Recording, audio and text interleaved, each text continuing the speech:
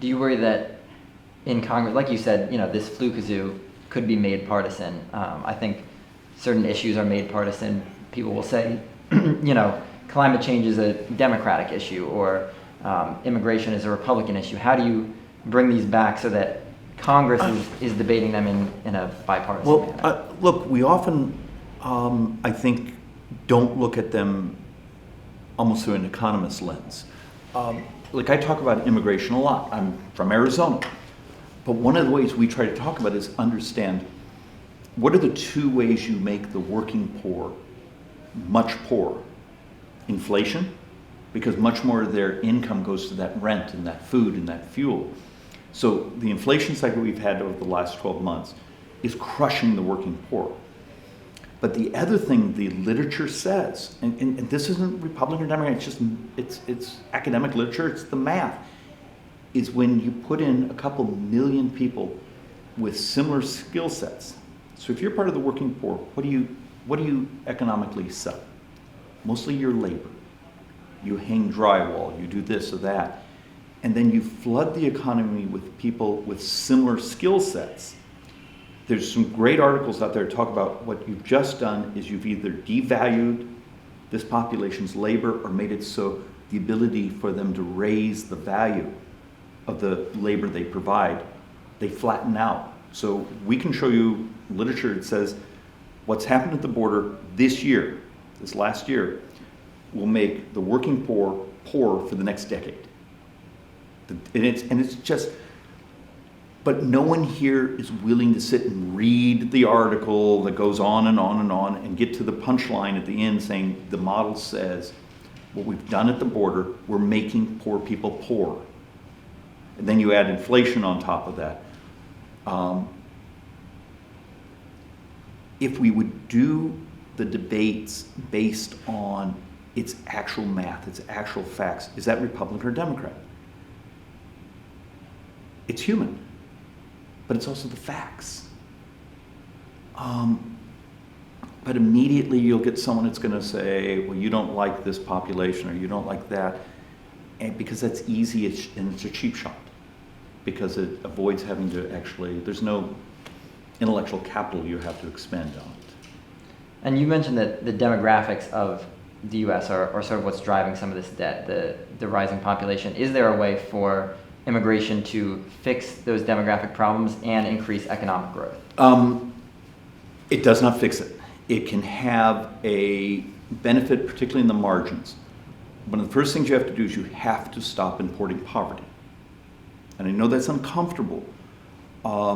But think of the irony, and we don't have this number vetted, we're working on it, it's just the Biden administration is really crappy in making certain data available.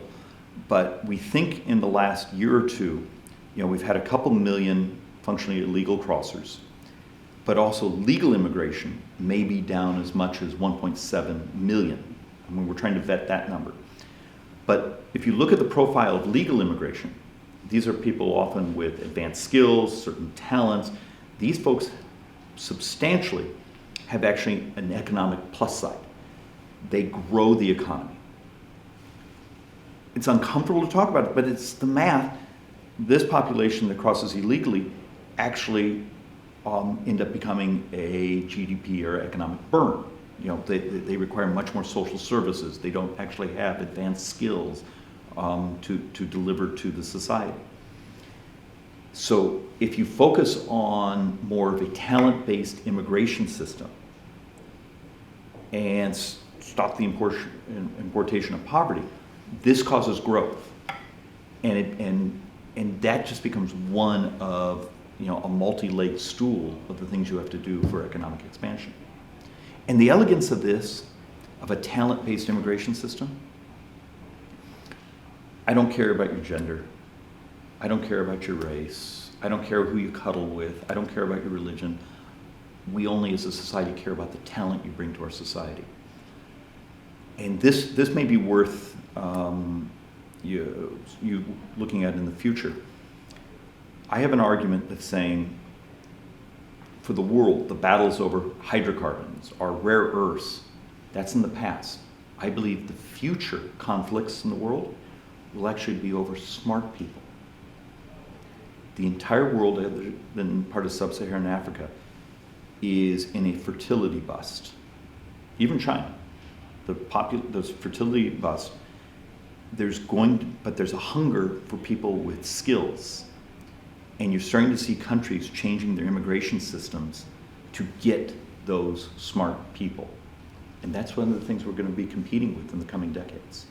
So how can we incentivize people with talent to come to the U.S.? Because a lot of people who want to and have these skills are faced with a very bureaucratic immigration process that can take years to get in. If first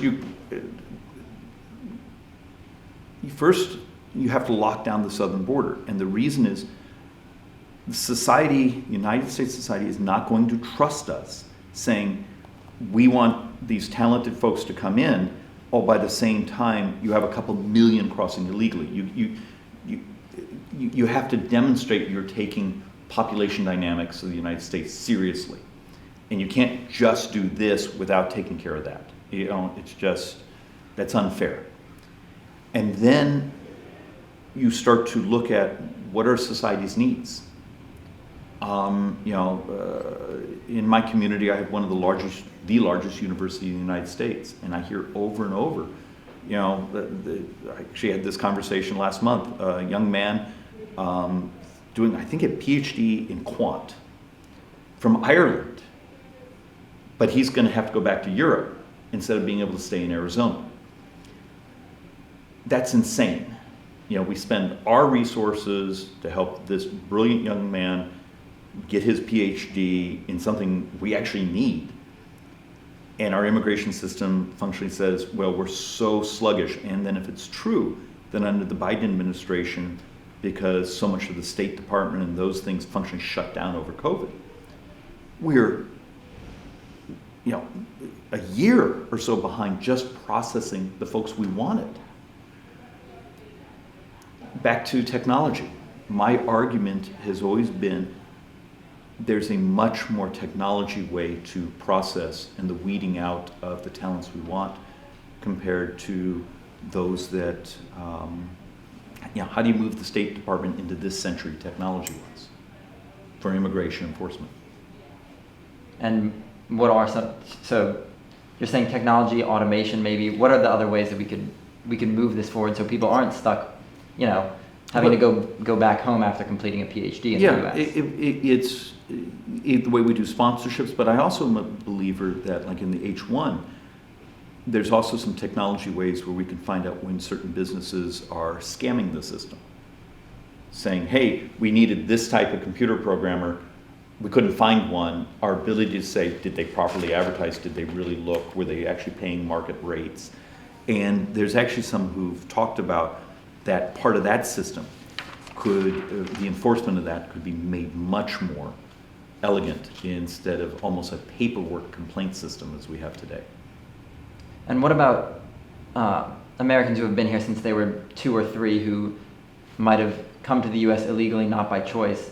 How can we make sure these Americans are granted citizenship? Well, going directly to granting citizenship, I think, is a bit of a leap until you meet the societal, I think, obligation of we have secured the border, so we're not creating incentives for the next wave to come across the border. I mean, look, people are rational beings, and I believe there are rational actors everywhere in the world.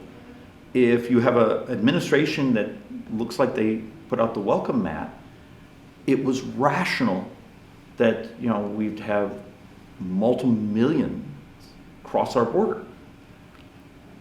So you want to deal with the issue of populations that are already here, and you're going to ask American society saying, accept these folks into much more of the economic mainstream of the United States. Oh, by the way, you're still leaving your border open. Take care of that, and then I think actually this becomes a much easier problem for folks to work through. But you got to do one before the other, and accept that when you have an administration that's made so many tactical errors in regards to population dynamics and immigration and illegal immigration, no one here trusts them, and Democrats don't trust them either. So you don't think there is a path for citizenship for Dreamers until there's until you lock down the border, and there's a reason for that. And I know that may not seem fair, but let's say you started that process of, hey, we're going to do these incentives and we're going to give out citizenship. You don't think that creates the incentives for another wave? I think the main issue would be that there are, people who have been in the U.S. for 20 years and oh no, I'm not working arguing the merits, but I am arguing the second degree and third degree effects. Right. So if you can actually take care of those, concentric circles of the effects, this policy set becomes actually quite easy. Is there a way to do them in conjunction rather than, because policy takes a while to... We tried, and the answer is no. I've grown much more cynical about this. And look, I'm incredibly sensitive to what we used to call dreamers, being from Arizona. But if you're going to do a global solution, it's got to be global.